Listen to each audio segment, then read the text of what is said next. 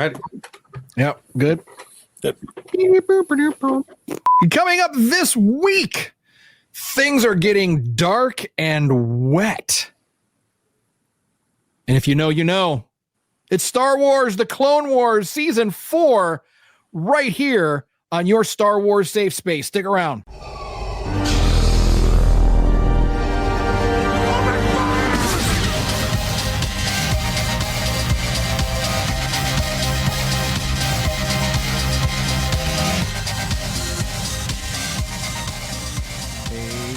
Hey, howdy there, Star Warriors. Welcome to Star Wars Safe Space, your non-toxic, low-sodium Star Wars show that doesn't make you feel bad for not knowing that THX 1138 was the very first film George Lucas ever directed and is referenced several times throughout Star Wars lore. So whether you're a hardcore fan or just a little swarzy curious, this is indeed your Star Wars Safe Space.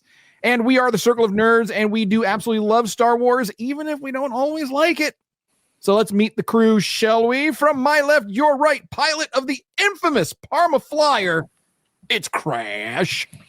Hi, everybody. S-Foil's locked and ready to go. Let's do it. There you go, there you go. And hailing from parts unknown, it is T to the Oni. Welcome back to the galaxy, everybody. Hope you all had a good holiday. Yeah, we'll talk about that. We'll talk about that too. Thank you for reminding me because I totally forgot we had a holiday. And I am Tommy D, your more than slightly obnoxious Star Wars know-it-all. So what are we doing here? Well, it's very simple. Our mission is to watch all of the canon Star Wars films and TV shows in chronological order, mostly, breaking them down, connecting the dots, and learning a little more about Star Wars and maybe even about ourselves. Isn't that just warm and fuzzy? So word of warning, to all of you would-be Star Warriors, there will be spoilers. So we're going to get into it. We're going to be looking ahead to Season 4. But first, the news. Crash, you got something for us? Sadly, I do. Over the holiday, we lost Angus McInnes, who played Gold Leader in A New Hope. He was the leader of the Y-Wing Squadron. So I had to bring out my little Y-Wing to represent. I met him at my first Star Wars celebration. Cool guy. And then, we talked a lot. I actually patterned my Rebel pilot costume. Tommy remembers me when I used to troop with the Rebel Legion. Yeah. My X-Wing helmet was done in Gold Leader style, but in our squadron colors. And I was really proud of that. I actually got to meet him again after I got out. I got a picture with him in the helmet, with the helmet. And I told him, like, man, this is because of you. And I love Y-Wings. And I thought, they were cool. I like the bombers. So I was like a little sad to hear that when he passed, because he was a really good guy. And it's just one of those things that you make a connection with some of these people that you see on these movies. And he was a good dude, and he'll be missed. All right. And was he a fan? Was he one of us? Do you think? I think so. He was, he was very personal. He understood the fandom has a lot of nitpicky trivia things that people like to ask about, and whatnot. He doesn't have the answer to say everything, but I think he appreciated. He did tell me the second time I saw him, we were talking about how they worked him into Rogue One and how they used old footage that they shot back in the 70s, and he did some ADR voice recording. Oh, that's cool. So that, when you don't see him on camera, and that's fresh dialogue, but the footage you saw of him was digitally enhanced stuff from the 70s so that they could work in the original Red Leader and Gold Leader in the movie that's like taking place just hours before New Hope. So he kind of bookended the saga. He even had a cameo in the sequel trilogy as part of the First Order. He was Rise of Skywalker. He was one of the First Order officers in that briefing conference room. That's so cool. Yeah. So his family put out a statement the Christmas Eve, I think, saying that he had passed away, and shout out to the wishbones out there. He'll be missed.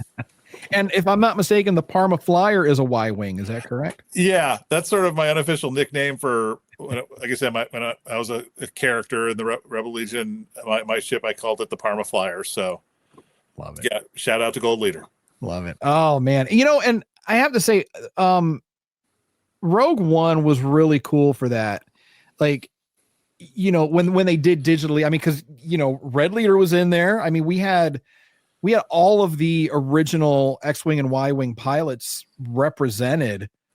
Because yeah, like you said, this, you know, the events of Rogue One, well, at the end of Rogue One, it takes place just maybe hours before the events of A New Hope, if not sooner, maybe less than an hour. I mean, Vader was hot on Leia's tail.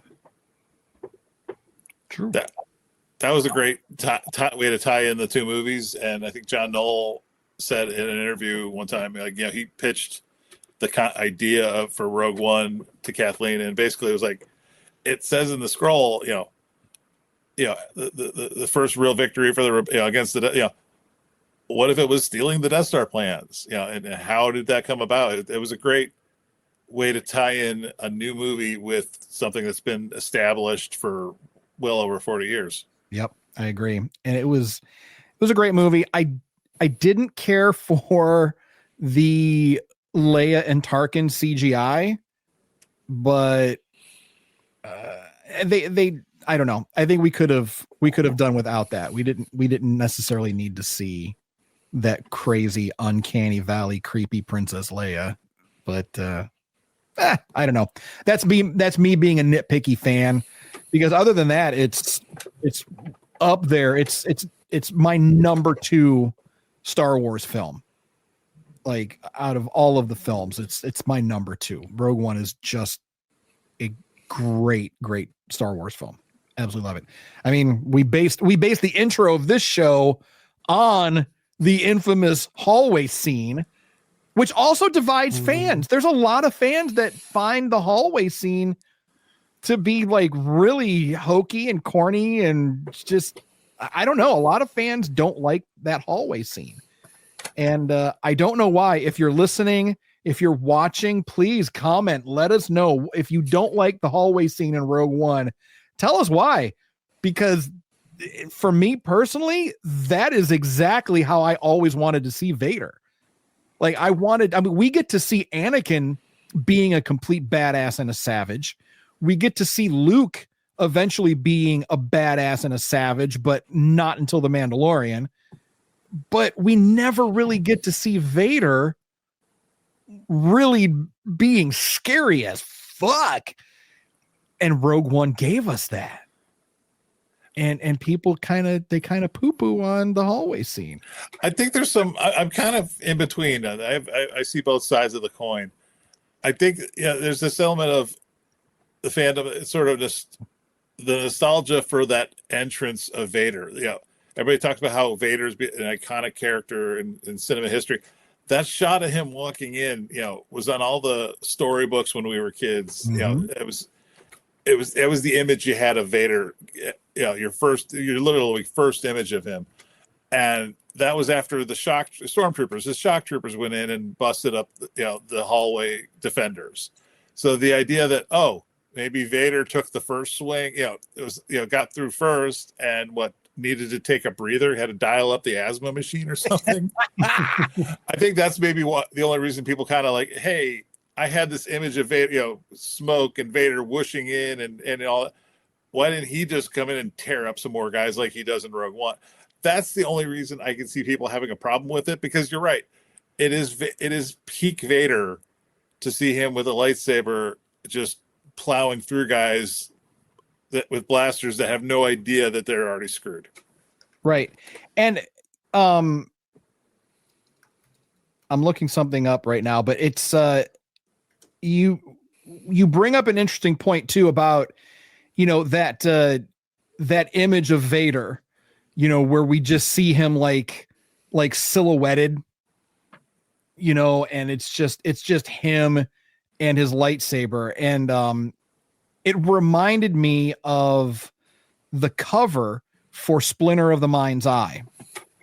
Yeah. And I'm pulling it up here. I'll see if I can drop it in, but it's his saber wasn't out. But that was the first sequel to Star Wars. That came out in 78, I think. That was like our first EU book. And then it ended up being like decanonized.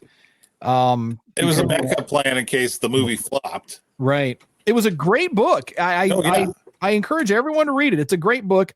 You know, we hadn't worked out yet that Luke and Leia were brother and sister, so there's a little Game of Thrones going on in there a little bit. It just hurts to think about sometimes. You're just like, oh. But oh man, where is it? Where's my where's the image? Oh my god, I just lost it. But anyway, I'm gonna have to cut all this out because I cannot multitask like at all. Clearly.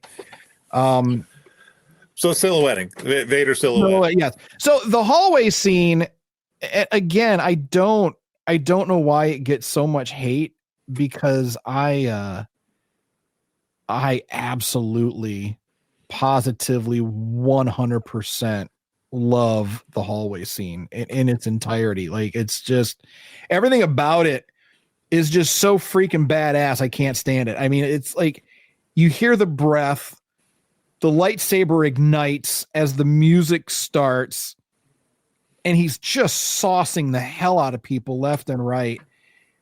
And the one trooper, he's just beating on the door. Help us, somebody help us. Like, that terror of seeing this giant wheezing black armored,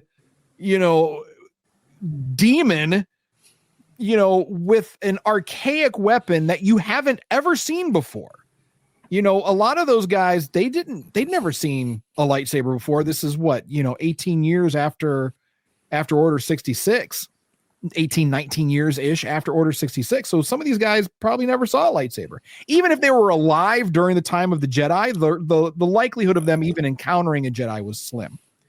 So now here you've got this scary, like I said, very demon-like entity walking down the hall and just destroying your buds. I mean, an hour ago, you guys were kicking it in the cantina on the ship, and now Vader just takes Ralph, force pushes him to the ceiling, and then cuts him in half. And it's like, wait, what? Wait, Mr. Vader, I'm sorry. I'm sorry, we got on the wrong ship. I'm not supposed to be here. I'm supposed to be somewhere else. I swear. But and then I think at the end when he's just like, launch. Oh, I love it. Tony, please. So I think that, I love that scene too. Don't get me wrong. I do understand though why some people might have a problem with it, because now if you're looking at it, as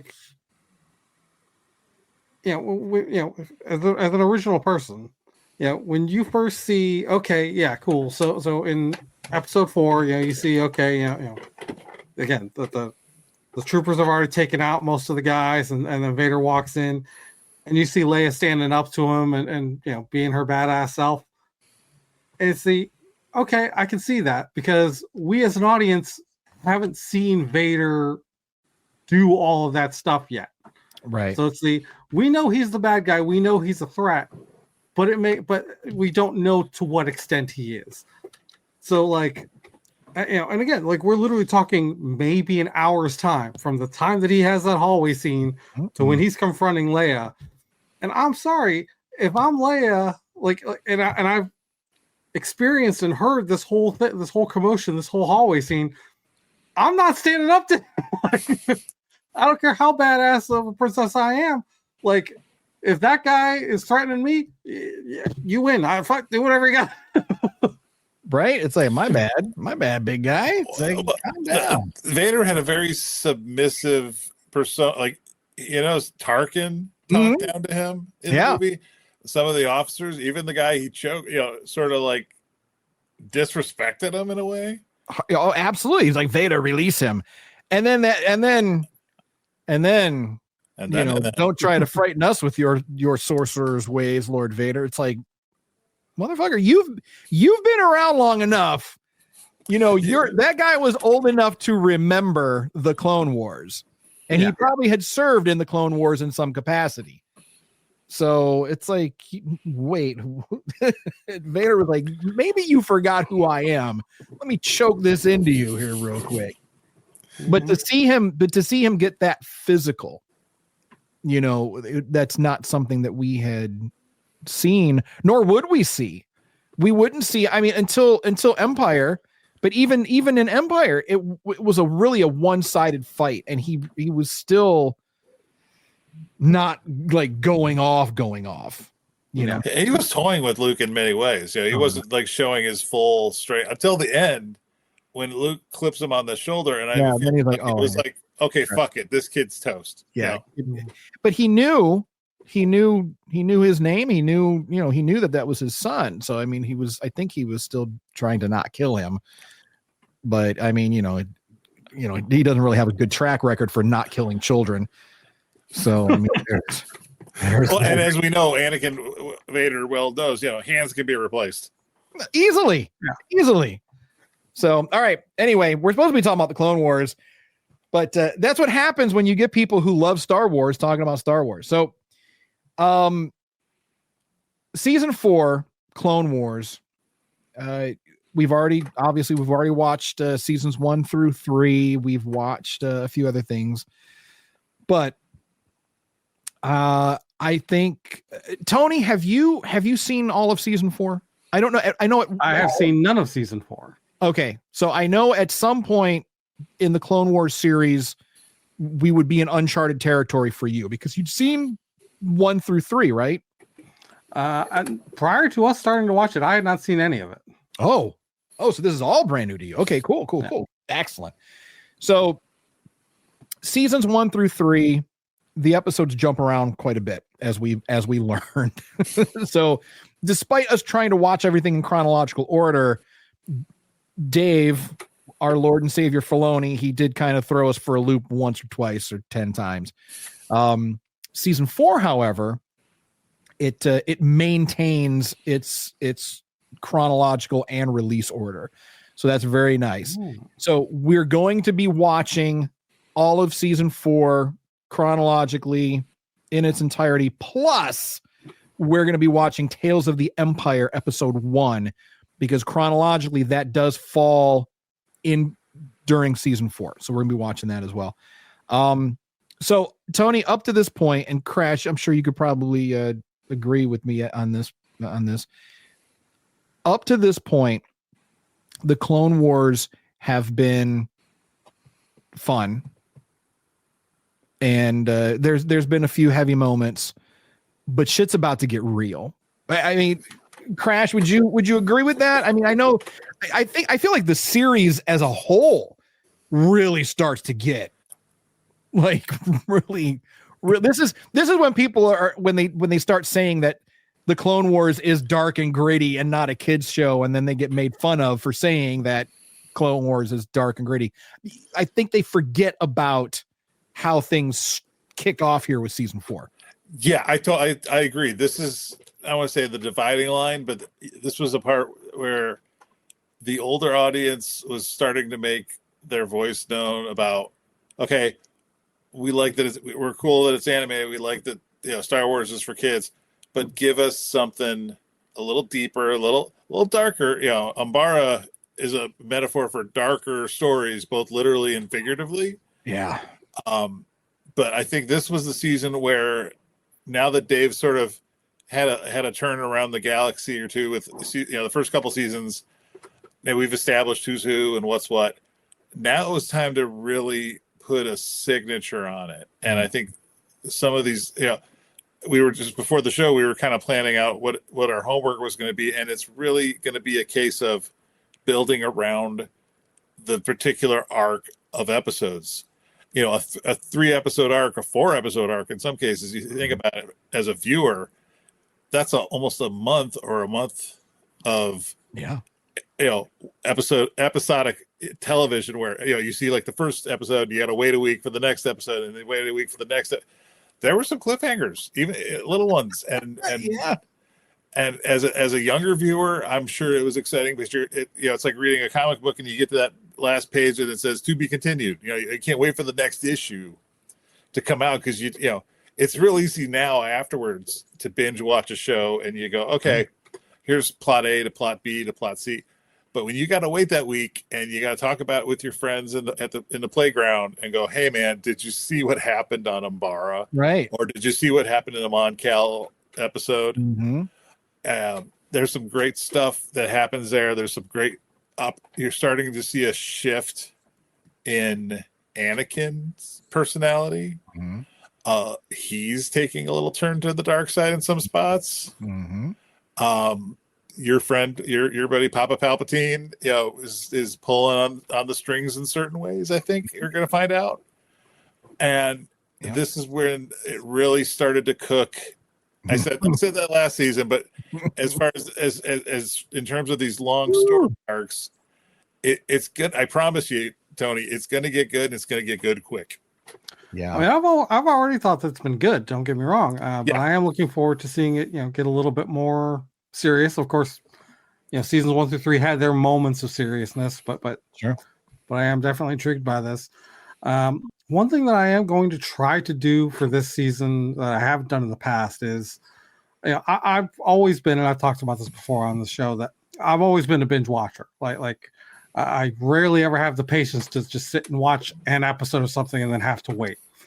But one thing that I'm going to try to do, especially for this season, is not do that. Sit down, watch one episode, and at least give myself like an hour to think about it and really come to terms with what I've watched and make my expectations for what's going to come in the next one before I sit down and watch that next one, and really like let that suspense build up in me. So that's a good way to look at it. I remember watching them when they first aired.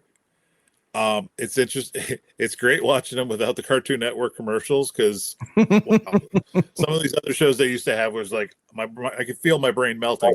But when you get on Disney Plus now and you can kind of okay, I'm going to watch, like we were talking about earlier, the episodes, the Mon-Cal arc, 1, 2, 3. Watch the first one. It's going to end on a cliffhanger, and enjoy the cliff. Enjoy the moment of, I don't know what's going to happen. We know certain characters have plot armor because they're going to be in Revenge of the Sith, but you want to see how they get out of this. And that's what really sells some of these arcs. We've hinted at it before. I don't want to give too much away.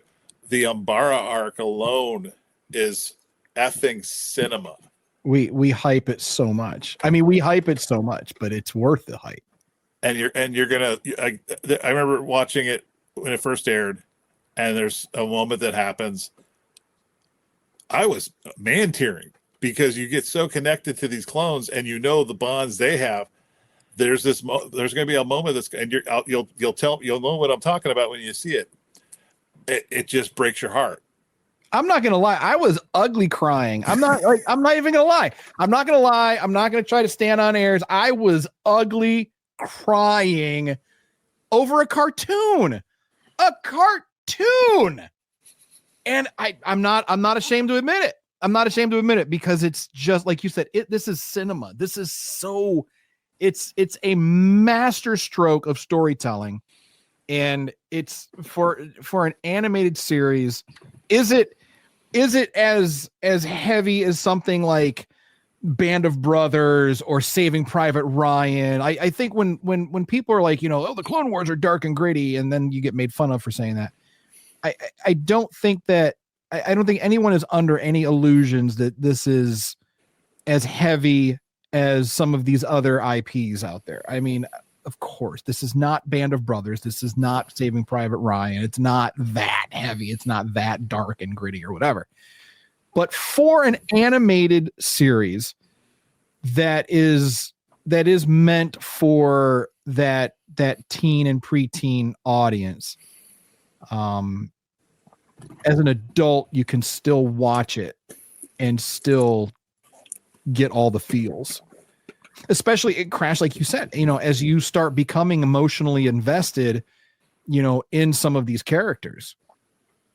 So I mean, when we see that, and this was 2011, 2012, I think when this 2011 when the season came out. So I was a younger man, but weren't we all?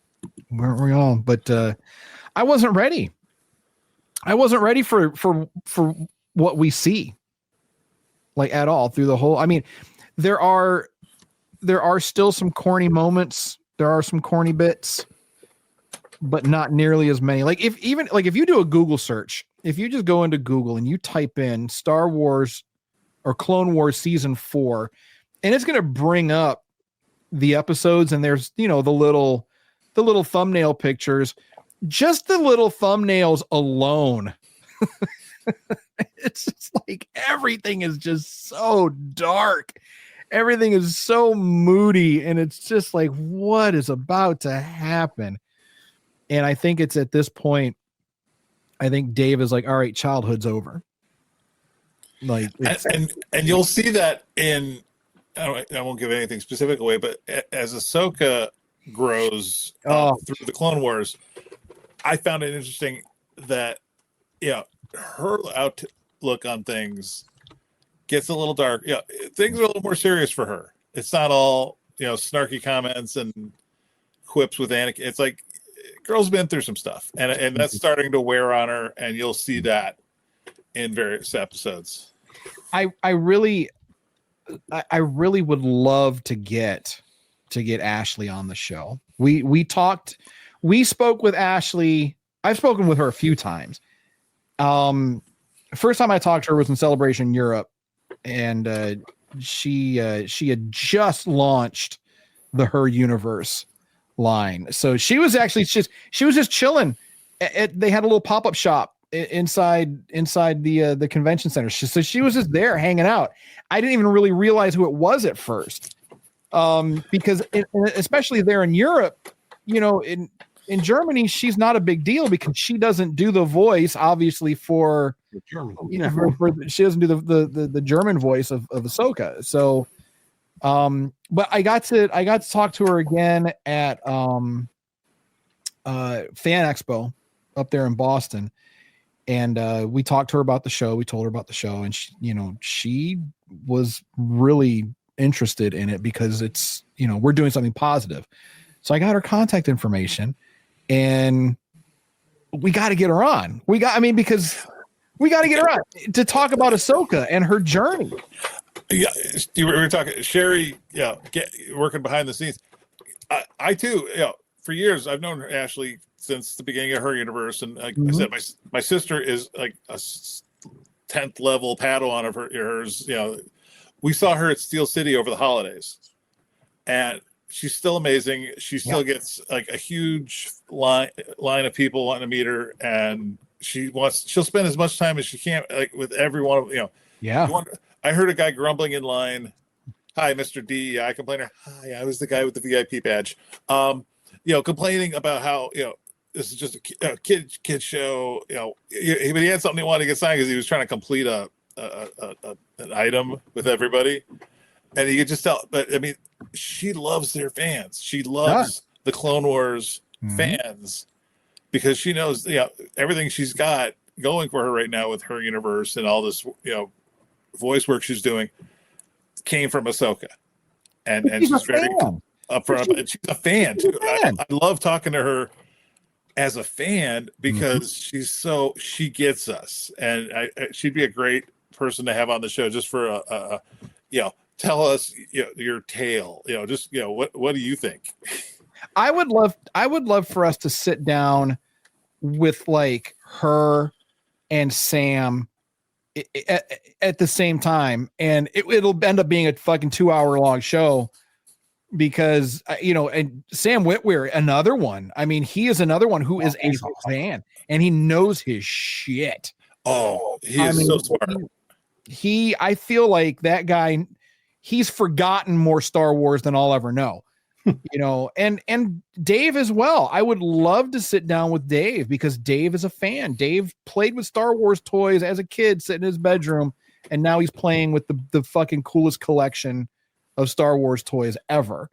And I don't know if we'll ever get Dave on the show, but we gotta get Ashley on at least, because I do feel like as we're going through the Clone Wars, we always seem to come back to Ahsoka and her journey, because as much as the Clone Wars are about Anakin and the relationship between Anakin and Obi-Wan, it's also really, really about Ahsoka's journey from little snips, to this fucking badass but sad Ronin that we see portrayed by Rosario Dawson. This whole evolution of Ahsoka Tano I'm getting a little choked up, actually. She's such an amazing character. She is such an amazing character, such a cool, well-written character who has arguably more growth than any other Star Wars character, I would say. You can talk about people's redemption arcs and all that, but in terms of like this sweeping growth, I mean, it's Ahsoka, and we're still not done. We're still not done with Ahsoka. I mean, there's still more stories to come. So I'm looking forward to it so much. And we get more clones. I think up to this point too, there was a lot of complaining that, this is the Clone Wars. We're not seeing a lot of that. But brothers and sisters, do we get our fair share of clones here in season 4? And different environments and different, there were some episodes, I'm sure Tony would agree. There were certain stretches where you could tell things kind of got bogged down in the political weeds, Jedi, mystical side of things. For a show called The Clone Wars, every once in a while, it's good just to throw a bunch of clone troopers out there and a bunch of battle droids out there and just say, go nuts. Yeah. And we have to tell the story of Anakin and Obi-Wan and Palpatine. Those stories have to be told because they're relevant, of course. But yeah, I want to see more clones. So Tony, as someone who is fresh and new to all of this, I have to ask, what are your hopes, your dreams, your expectations for season 4, if we haven't already ruined it for you? Because no, not at all. I mean, excited about it. And I think I say this at the start of every season.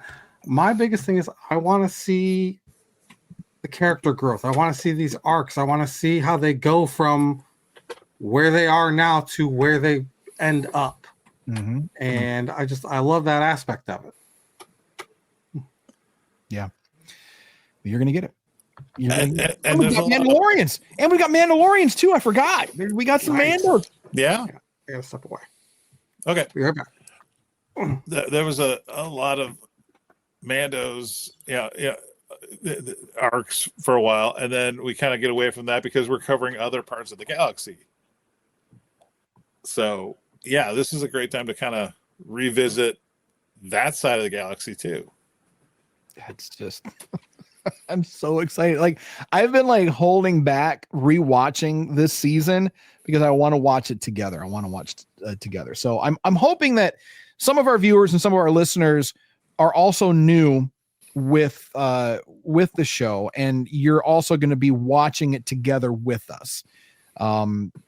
Because there's also a lot that I've forgotten, so I mean, there's, I've seen the Clone Wars in its entirety maybe 3 times. I think I've watched it. But again, it's like maybe every few years I'll watch some of it. And so there's a lot I've forgotten. So, but I'm excited for people to see it with fresh eyes, like Tony. Right. And because I admit, since I've come on this show, I told you off camera one time, I was like, I've watched these things so many times. I'm an angry binge watcher. If I was like, oh, I feel like Clone Wars, I got to start at season 1 and just chow through each season because I'm like, oh man, I can't skip season 2. There was that thing here, and there was this thing here, and it's just there's a flow to the way this show grows over time that you watch them. in completion and in sequence, and like we talk about story arcs, the 3-4 episodes that all are relevant to each other. You got to watch all 3 or 4 of them, otherwise you miss that little. And Dave's telling they're mini movies. It's almost like the Disney Plus shows, where people online complain, oh, I can't get into, say, Skeleton Crew like we talked about in the other show, because it's only 30-40 minutes long. Yeah, but it's 8 episodes of good Star Wars content broken down, because we, the audience, have such a short attention span now. It's very true. That they've realized, okay, we can't just put out a trilogy of feature-length films, because you people have to be on your phones every 10 minutes saying, what happened here? Oh my God, did you see that? They're breaking it down for us. They're breaking it down for us like a fraction, because they realize a lot of the audience can't sit through an Avengers Endgame marathon every other day. Or a 5-hour Lord of the Rings extended director's cut. I love Peter Jackson's enthusiasm for that IP, but my God, man, I have to pee. Right. And so it's like, I agree. I agree 100%. I am very, very grateful. And I'm very thankful that we're getting things in bite-sized, easily digestible chunks like this. I would have liked for Skeleton Crew to be a little bit longer in terms of episode length. Closer to that 50-minute hour, like basic TV kind of setup would have been nice. But it works the way that it is now. Everything is very snappy with the pacing.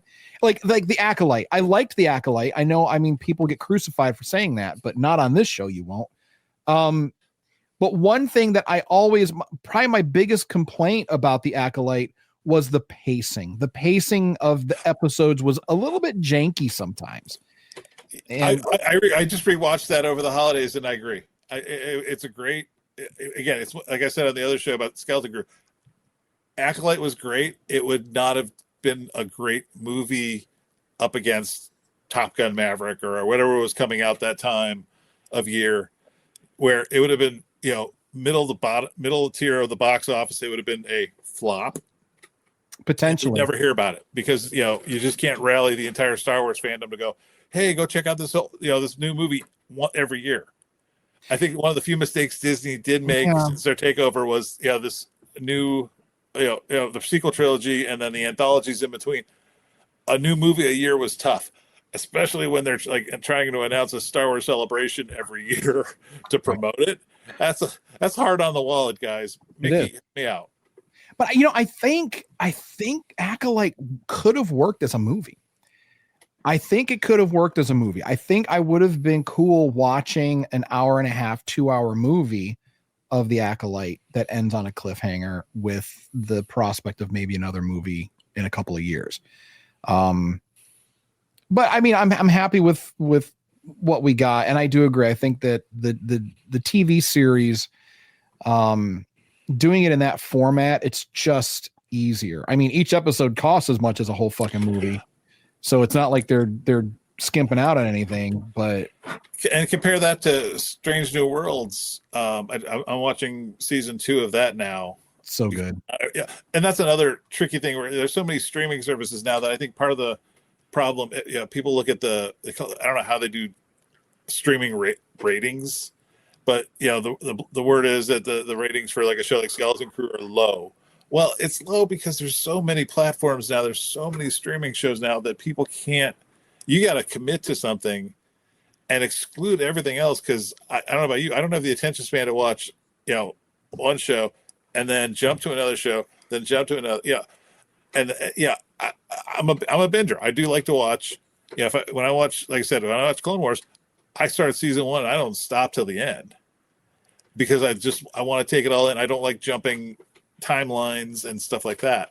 Right. But even with Strange New Worlds, I think they only have maybe, I think it was 8 or 9 episodes, something like that. Yeah. For the kind of production budget, that show is like top tier. Those sets are immaculate.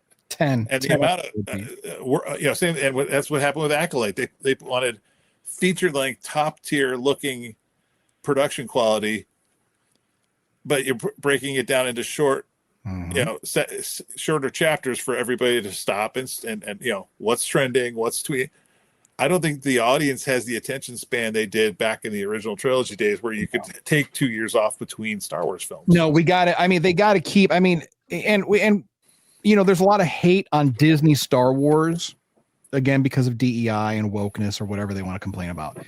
But like, we have to be realistic. Disney is in the business of making money. That's their business. Their business isn't entertaining children. Their business isn't entertaining people. Their job is making money through entertainment. So they're not gonna do things just for the sake of entertaining you. They're good. There has to be money behind it, and they have to be smart about it. And I think that, like with the Acolyte, I think that the Acolyte was it was poorly marketed. I think it tried too hard to be too many things and didn't always get everything right. But I think that they saw that it was hard. It's like when people talk about, like, if you want to start a YouTube channel, for example, and they say, if you start a YouTube channel about cars, and then, one day you get, a cool hat in the mail and you decide to do an unboxing about the hat, your viewers are used to seeing stuff about cars. You do car stuff, not hat stuff. So if you're all over the place, there's nothing for them to grab onto. And I think that was the problem with the Acolyte, is like, there wasn't like, what do I grab onto here? But with Skeleton Crew, do you jump? Do you invest yourself emotionally in this, as we find out later, flawed Jedi, and who kind of got a little obsession here that he made a mistake, and you're like, you make that your lead character? Do you make the assassin twin who's like kind of abusive to her sister when they were little, about we have to stay together, I will kill you if you don't, if you try to leave me, I'll burn the house down? Is she, is that your focal point? There were a lot of people that weren't the focal point of that show, and there was nothing really to kind of, who was this story about? Was this about May? Was this about Osha? Was this about it was about all of them. Yeah. And that was I think that was one of the problems. It was like giving us like way too much to try to absorb. Again, the show was not without flaw, but that doesn't mean that it was worthless. It still had its moments. I'm actually very disappointed we're not going to find out, more about Darth Smiley, more about the twins. Was that Plagueis at the end? I mean, we're not going to know now. I mean, we might find out in novelization or comics, maybe, but we're not going to see it on the screen anytime soon, unfortunately. But but Skeleton Crew, man, they knocked it out of the park. I mean, they knocked it out of the park. There's nothing. I have no criticism, like at all. I can find something to criticize and critique in everything. I have no criticism. There's nothing. There's like, what, in I guess it was episode 6, when they're on the resort world and they get shot out of those tubes and they're walking around in the snow and nobody really complains about being cold or anything. I mean, I guess I can complain about that. I mean, that's not, or when they're on that moon and they go to see Kim, how is their gravity and atmosphere on this, but yeah. That's reaching so hard that you're looking for a reason to be angry, basically. I'm looking for a reason to be, and I just can't find one. I cannot find a reason to be mad at Skeleton Crew. And this was the same way with Clone Wars. I remember back in the days on the fan forums, and even within the costume group. You and I, Tommy and I, could have an interesting conversation about that. But on the forums, even within the groups, there was a bit. This was around this time of the season for the show. There was still a little resentment about this being an animated. There were people who were diehard original trilogy fans, who just couldn't process the idea that Star Wars was animated. Stormtroopers were better than clone troopers because stormtroopers were real, or and even costume wise, when Tommy moved back here to Ohio, I was giddy because first thing I saw was he had a Captain Rex, and we were doing events, and I'm a pilot, a rebel pilot, or I'd be a Jedi, but I could interact with the kid. I wasn't very in character. I was sort of that bridge between the normals and the ones who try to play act. But I would talk to the kid. Oh, did you see Clone Wars this week, man? Yeah. Where's Rex? And I'd have to make up some excuse where we used to do a laser tag event. We'd get the guys dressed up. They'd put on laser tag vests, and we'd let the kids shoot us for cheer. You would have been a rock star. I would have paid money to borrow your armor just to be dual wielding Captain Rex, pew pew pew in a laser tag arena. We did that. I mean, we're getting way off topic here, but that's okay. But when we were prior to moving back to the States, we were stationed in Germany, and we did this thing years and years ago, the 501st, and I'm sure they did this thing called Shoot a Trooper. Mm-hmm. And just get some Nerf guns and you shoot at people dressed up like stormtroopers for charity. With a rise in gun violence, they decided to move away from that. And the German garrison said, we can't do something called Shoot a Trooper. And we can't do anything where we're encouraging people to shoot at our people. So we ended up having to do it without the approval of the garrison. So we ended up having to do it. We couldn't have any 501st or garrison merchandise or logos or anything like that showing. So we had to be basically like independent contractor nerds. And we called it the Galactic Showdown. And I did that. I kitted up in Rex, and we got people with Nerf guns to shoot at me. That they paid money, but we ended up raising. We did it over a weekend, and we ended up raising like over $10,000 for the local Fisher House. Oh wow! And that was like we did it on base inside of the BX, and we raised over 10 grand. Me, Louie, and a couple of our other friends. We kitted up, and the German garrison was mad. They didn't want us to do it, but we can do whatever we want in our costumes that we bought and paid for, and you can't say anything about it as long as we don't have any 501st branding, which we didn't. But one person showed up wearing their 501st jacket. Mm-hmm.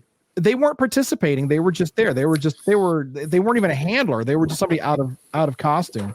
But they showed up. They had their 501st jacket on, and they wanted to kick me out.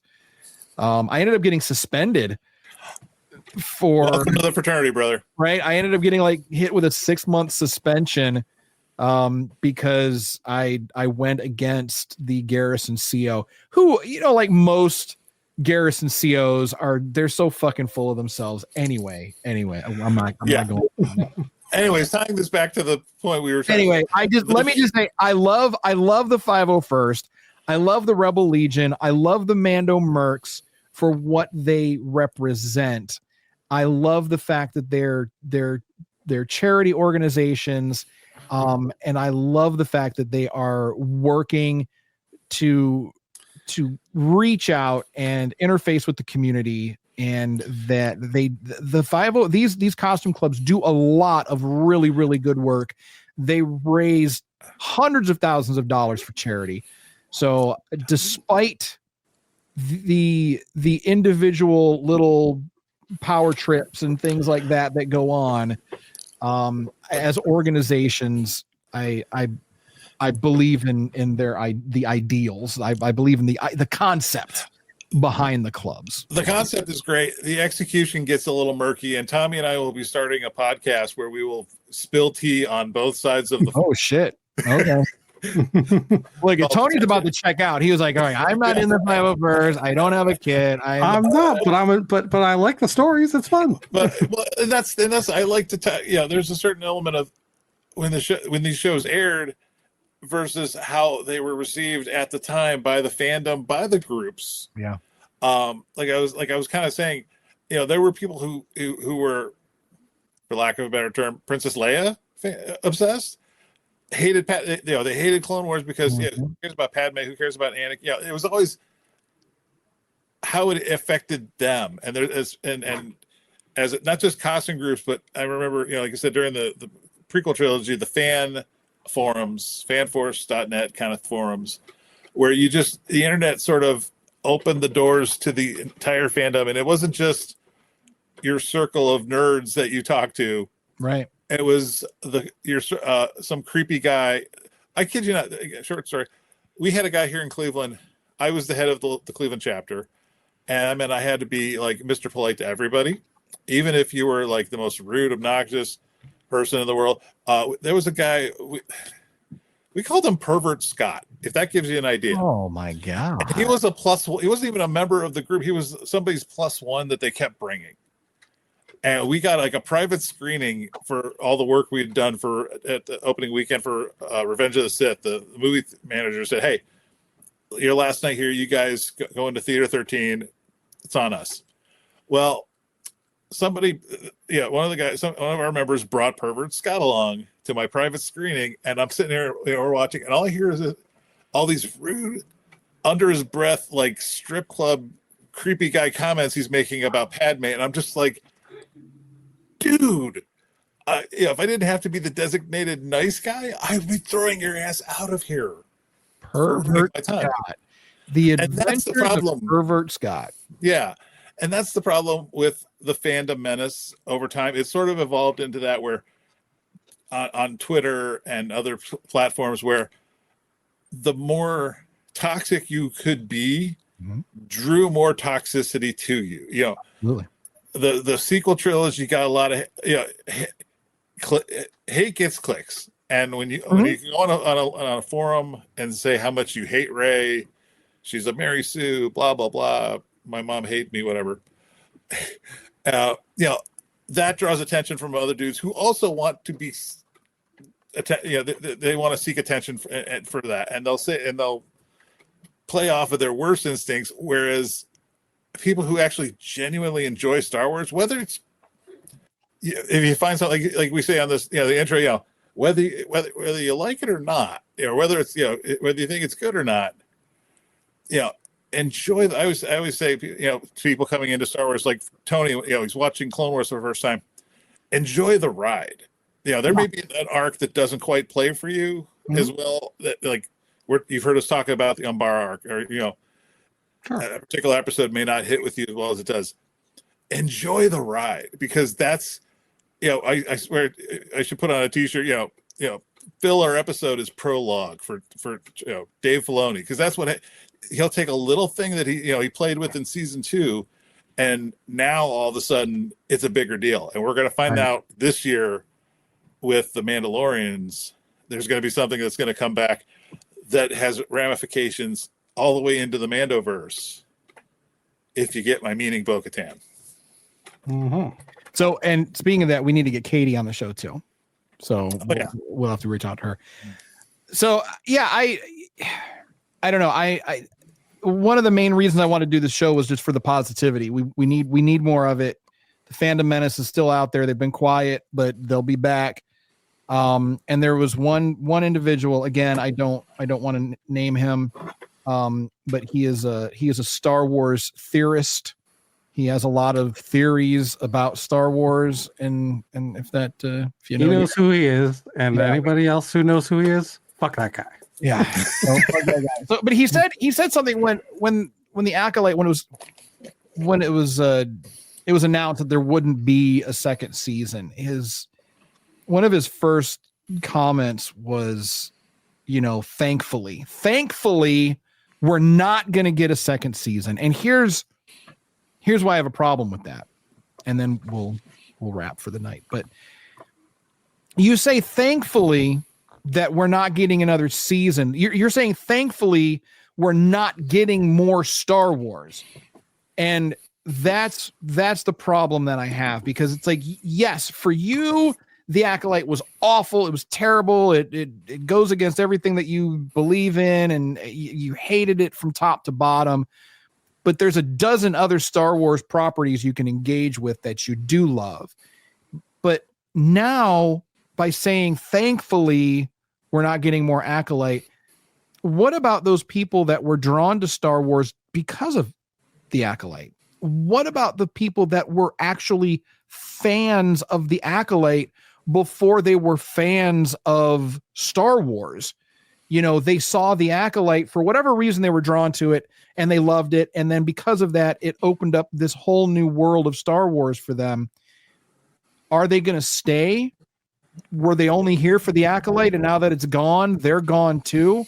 So, never, ever, ever be thankful that we're not getting more Star Wars. Always be thankful for the Star Wars that we get. You don't have to like it.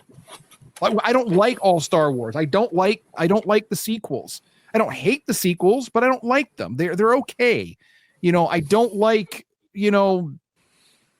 every episode of the Clone Wars, but I'm thankful that we're getting something. I'm thankful that we're getting Star Wars, that we have Star Wars, because what I don't like, somebody else is going to love it. And that's going to turn them into a lifelong Star Wars fan. And they're not going to like the stuff that I like. They're going to shit on the hallway scene. And I'm over here like, yeah.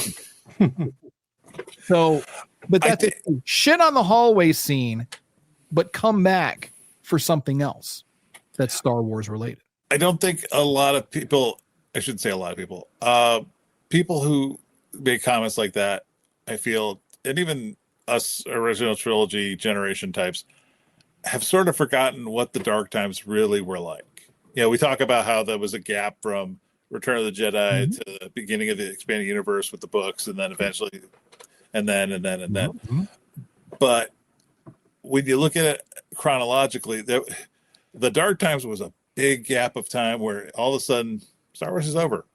I mean, there was no new movies. Droids and Ewoks were a quick blip as a cartoon. That's it. And we were making our own stories.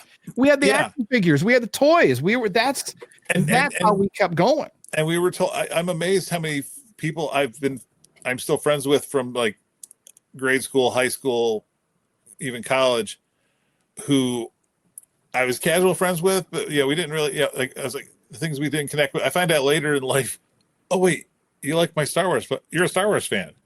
Why didn't we talk about this when we were 10, 11, 12? Oh, right, because Star Wars was over, and only, the nerds, before nerd culture became okay to be popular again, there was that time where, we were all told, shortly after Return of the Jedi, okay, now it's time to grow up. Do cool kid things. But Star Wars is cool. That's the beauty of it. Yeah, but you're right. Like Star Wars fell off. Star Wars, it never really went away. I mean, but it did end up like in my toy box. Star Wars got replaced with Transformers and G.I. Joe, and I was using Stormtroopers, as fodder for Transformers. I mean, the Decepticons were stomping on Luke Skywalker and kicking Yoda across my bedroom. And so it's like it fell off. Off. And then through the comics, but even the comics were wacky because of the weird licensing. I mean, if you look at some of the old school Star Wars comics, I mean, Luke's wearing like green pants and, Vader's helmet is like funky colors. It's like, and there's reasons behind that. And that's a whole other episode we could talk about. Why Marvel Star Wars comics look as freaking psychedelic as they do. There is a reason behind that, but we won't get into that because we're wrapping up. For another time. Crash, what you had something to say, it looked like. What else you got? Well, just kind of agreeing. Like I said, the Clone Wars were at a specific time where a new generation of fans were growing into being Star Wars fans. Yeah. I would hate for somebody who says, oh, I'm so glad the Acolyte failed, so we don't ever see that. If somebody had said that about Clone Wars in season 1, and we kind of talked about this when we were rewatching the show, that if there had been a theorist around back then that was making streaming videos, bashing season 1, you wouldn't get season 2, and then the amount of great Star Wars content, just storytelling that would have been lost. And then Rebels came along, and people were mad about Rebels because of the art style. But again, that's a whole other show. A whole other show, because I was one of those people. I was like, Rebels, that looks dumb. And I didn't like it. I hated it first season. And then I was like, oh, wait, that isn't good. Now Rebels is probably one of my favorite shows. So anyway. Hey, for Christmas, I didn't get a lot because I got a new computer. You know what would have been a really great thing to get? I need some Star Wars SafeSpace merch. Where do I get that? That was a really nice segue. I mean, I had it on my list here. I was going to do it, but thank you for doing the pimping early. So you can head on over to Star Wars. Geez, I can't even. You head over to circleofnerds.com/merch. And as you can see, T to the Oni there is wearing that really sweet Star Wars Safe Space hoodie. And so, yeah, Crash, you can go over there. We've got the Swarzy Curious shirts and hoodies, and we've got the Star Wars Safe Space logo. We've got some other stuff, other goodies on there too. So, yeah, check it out. circleofnerds.com/merch for all of your nerdy apparel needs. So thank you for the plug. And I guess that's your not so subtle way of saying, let's go ahead and wrap it up. Just helping out where I can. I appreciate you. Well, then maybe next time you should be we'll make you the brand ambassador, and you can do the pimping. Okay. Give Tony a break. He's got to keep the holocron. I could be the merch. Okay. Yeah. All right. You're the pimper of the merch. So yeah, Tony's the keeper of the holocron. You're the pimper of the merch. Got it. So next week, there's the holocron right there. There it is. For all of our listener, you can see it. All right. So for next week, homework, watch the Clone Wars season 4, episodes 1, 2, and 3. So we've got a very interesting way that we're breaking down the Clone Wars this season. So if you head on over to our website, circleofnerds.com/the SWS show, you'll be able to see our roadmap for the rest of our season. So head on over there, follow us, of course, on all the socials, and bring a snorkel or it's going to get wet. What's that? See for the homework, bring a snorkel. It's going to get wet. Oh yeah, those first few episodes, especially. Yeah, it gets That's a little... what she said. Oh, wow. Oh man, wait, hold on. There we go.